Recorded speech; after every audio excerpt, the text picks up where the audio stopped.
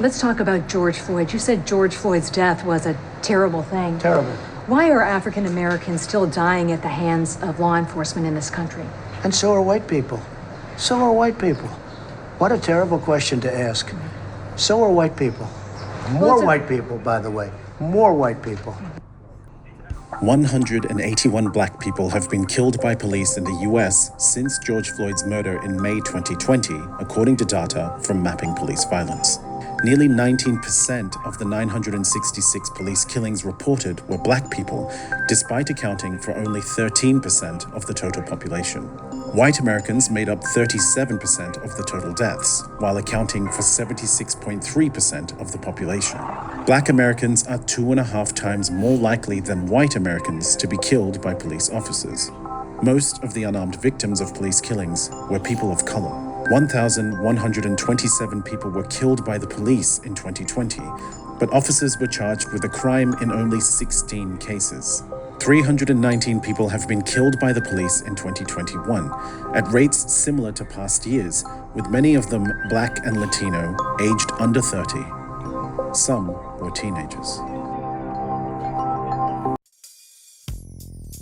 Welcome back to Scandalous Los Angeles TV, where we expose the exposers. On this channel, we often focus on CS2 Back and his exposers. But today, we're going to redirect our attention to a more pressing matter. On May 1st, 2025, in Cincinnati, 18-year-old Ryan Hinton was fatally shot by police officers. Authorities claim that Ryan fled from a stolen vehicle and pointed a handgun at them, although no shots were fired by him. The following day, after viewing the body camera footage of his son's shooting, Ryan's father, 38-year-old Rodney Hinton Jr., allegedly struck and killed a Hamilton County Sheriff's deputy with his car near the University of Cincinnati. Rodney has been charged with aggravated murder. If you ask me, it's a clear case of temporary insanity. But because a police officer was killed, the spotlight shifted. And just like that, they're highlighting the aftermath while quietly pushing aside the fact that a teenage boy was shot in the back by police. What most people don't know is that these events unfolded against the backdrop of a new executive order signed by President Donald Trump on April 28, 2025, titled Strengthening and Unleashing America's Law Enforcement to Pursue Criminals and Protect Innocent Citizens. This order aims to empower law enforcement agencies by providing legal protections for officers, increasing access to military equipment, and reviewing federal oversight agreements that may impede law enforcement functions. Critics argue that such measures may reduce accountability and oversight, potentially leading to increased instances of misconduct, particularly in communities of color. It's crucial to recognize and address these systemic issues, rather than be distracted by peripheral figures. The focus must remain on the policies and actions that directly impact our communities. Folks, on April 28th, 2025, Donald Trump released an executive order that is extremely problematic for the African American community, especially African American men. It is an executive order that essentially unleashes cops on black men. It is horrible. And I told you it was coming. I told you it was coming because this executive order is awful. Strengthening and unleashing America's law enforcement to pursue criminals and protect innocent citizens. That sounds so good, protecting innocent citizens, right? Sounds so good. Clean up the streets. Protect the innocent. But that is not what this is about. what he's doing in this executive order is really not even necessary. Because violent crime has been decreasing since 1990. 1990. Look at it. And that is a steady, sharp decrease. Since 1990, there was a little uptick in violent crime right around 2020, and that was when COVID started. So why all this law enforcement? And I'm going to walk you through this executive order. I want you to see this is bad. And it's coming to the black community. Trump told us that in so many words. I'm going to show you that as well. So if violent crime is coming down, then why all this law enforcement? Why all the law enforcement if violent crime is coming down from a peak around the 90s? Why these guys if violent crime is coming down? Why send those menacing police officers with their AK-47s or AR-15s or whatever they have there? Why send them into the hood when violent crime is sharply coming down? Now, you heard me say, he's sending them primarily to the hood. So how do I know? Because he said so. He said so when he visited that Detroit church while he was on the campaign trail. Let's listen to what he says. We'll bring back public safety and defend our communities for law-abiding American citizens.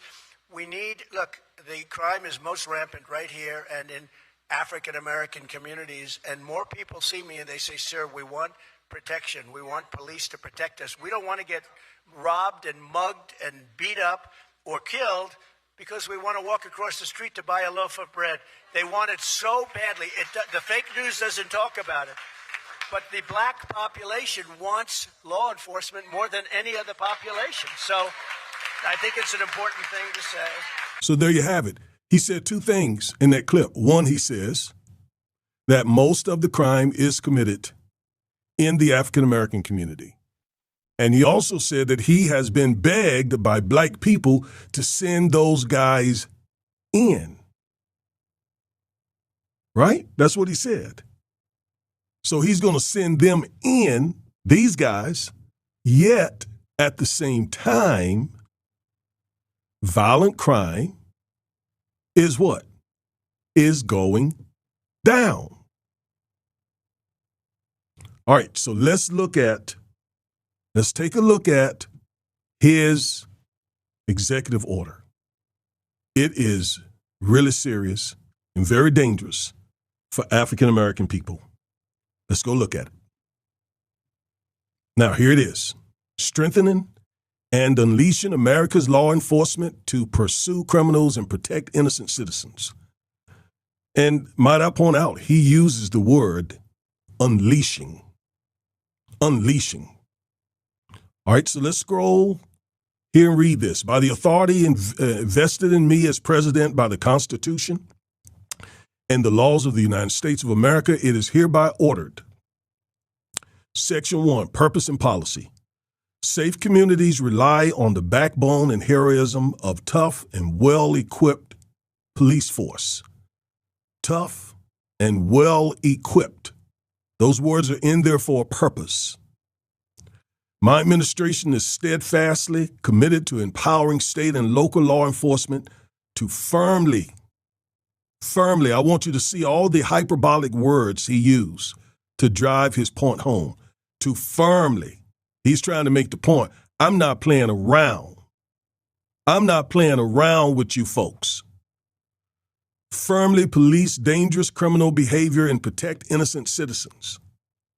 When local leaders demonize law enforcement and impose legal and political handcuffs that make aggressively enforcing the law impossible, so he wants the law enforced aggressively on some of you same folks who voted for him, who supported him, who dragged Kamala Harris, talking about her prosecutorial record.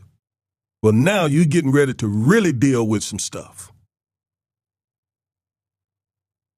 And when he talks about when local leaders demonize law enforcement and impose legal and political handcuffs, basically forget any sort of police reform. Forget any kind of prosecutorial reform as far as he has anything to do with it. He says, my administration, therefore, established best practices at the state and local level. What kind of best practices do you think he's talking about? What kind of best practices do you think he's talking about? I'll show you one of them. Watch this. Joe Biden and the defund the police Democrats have turned our once great cities into cesspools of bloodshed and crime. There's never been anything like it. Here's my plan to restore law and order in our cities and throughout our country, frankly. First, because police forces have been gutted by Democrats' war on police, I will sign a record investment in hiring, retention, and training for police officers nationwide. So important. This bill will also increase vital protections for officers because the Democrats want to take those protections away from our police because we want them to do their jobs right. You can't take their protections away if you're going to have them do their jobs properly. Second, to qualify for this new funding and all other Justice Department grants, I will insist that local jurisdictions return to proven common sense policing measures, such as stop and frisk. What? Bro, what are you talking about, man? Stop and frisk. Stop and frisk. Stop and frisk. Stop and frisk. Stop and frisk. Stop and frisk. Stop and frisk. Stop and frisk. Stop and frisk. Stop and frisk. Man, I made a few videos talking about what was coming if he was reelected. And stop and frisk is not all that's coming. No. That's just one. That's just one of the things that he has in mind. Okay, let's go back now and finish reading this executive order. So he goes on to say, establish best practices at the state and local level for cities to unleash high-impact local police forces. You say, well, how can he do that? He's over the federal government because of the money, the federal funding that he controls.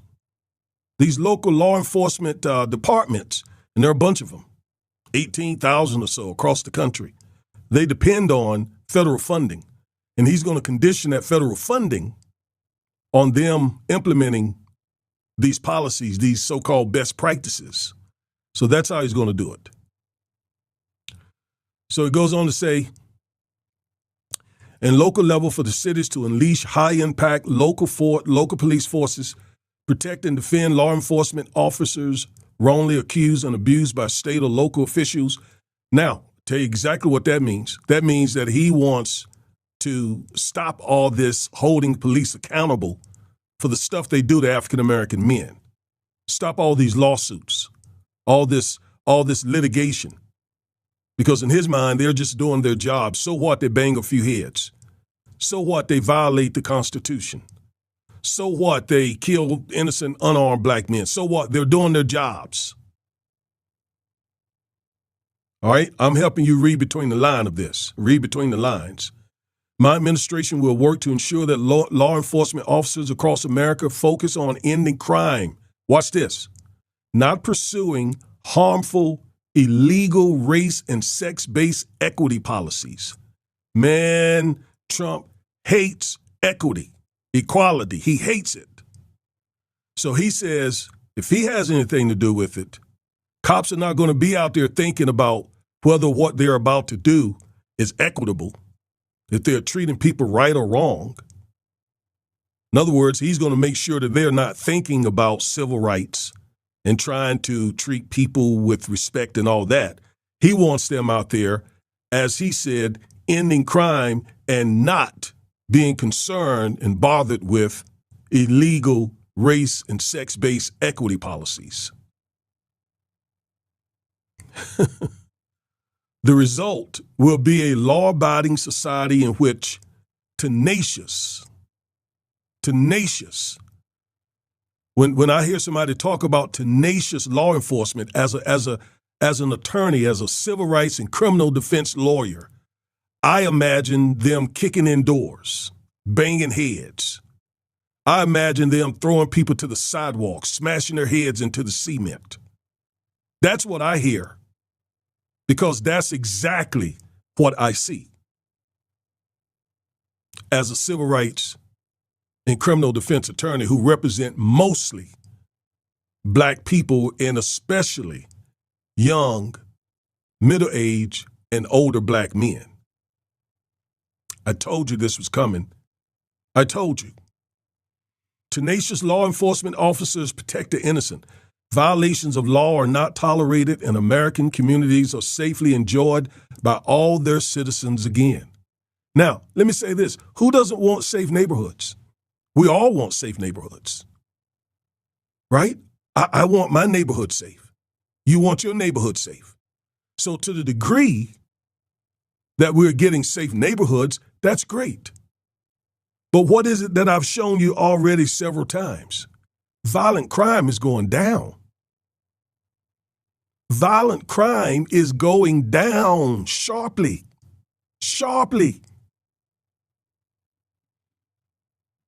So yeah, we want safer neighborhoods, and we're getting safer neighborhoods without kicking in doors without a warrant, or without banging folks' heads into the cement and shooting innocent, unarmed men.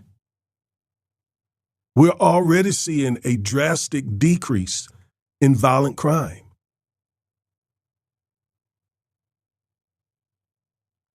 Section 2, he goes on to say,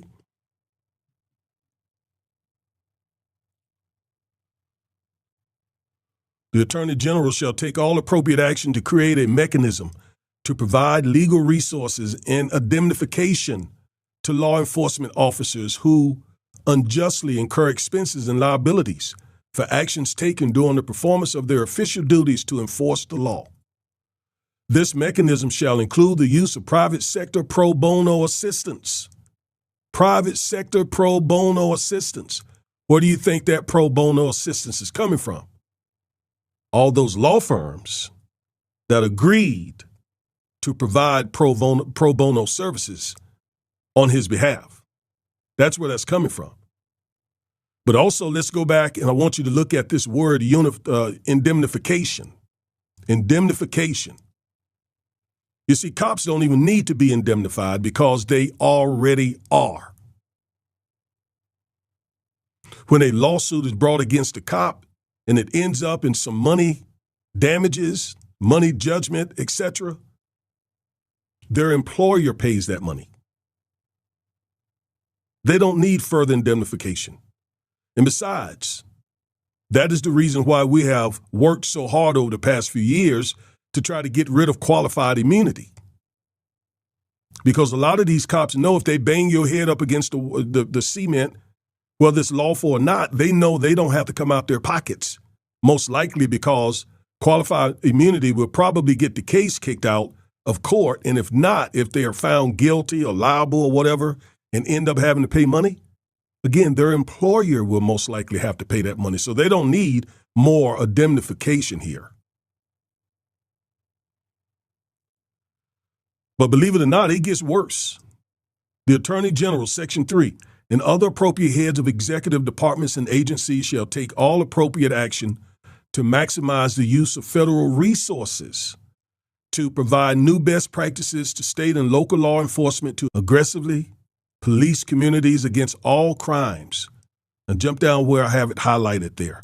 Within 60 days of the date of this order, the Attorney General shall review all ongoing federal consent decrees, out-of-court agreements, and post-judgment orders to which a state or local law enforcement agency is a party, and watch this, and modify, rescind, or move to conclude such measures that unduly impede the performance of law enforcement functions.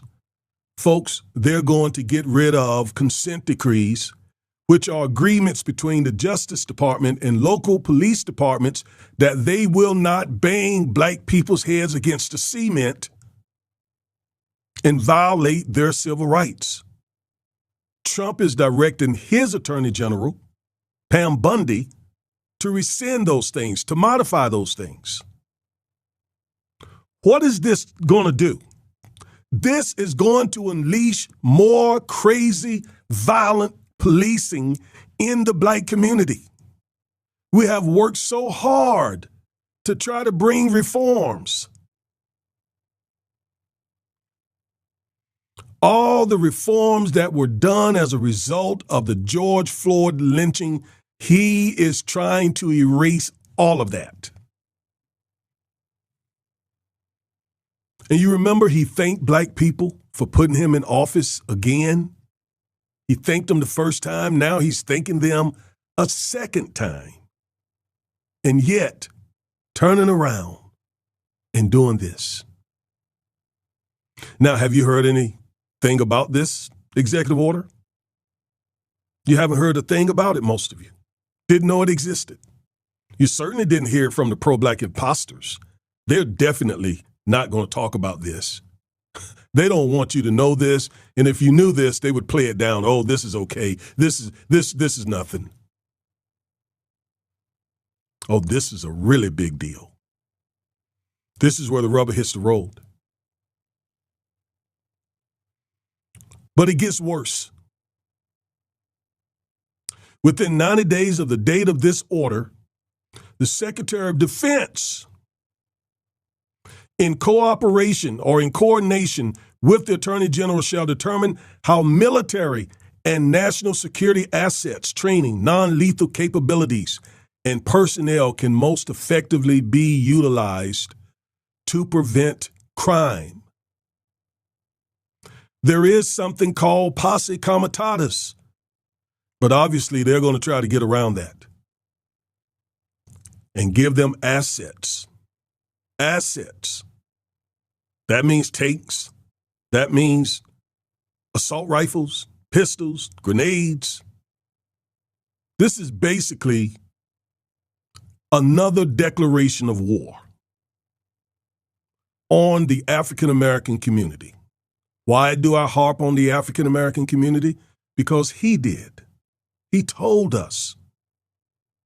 He said that most of the crime is occurring in the African American community.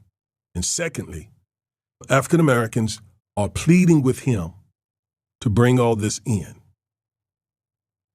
Despite the fact that violent crime is going down sharply. See, that's the data. Okay? That's the data. We rely on the data, not the anecdotes, because we all know and we hear on the evening news that this or that African-American youth, this or that African-American man was involved in some sort of crime and somebody got killed. That happens far too often. Yes, we understand that. But that is anecdotes. The data says that is decreasing. Here's the data. That is decreasing.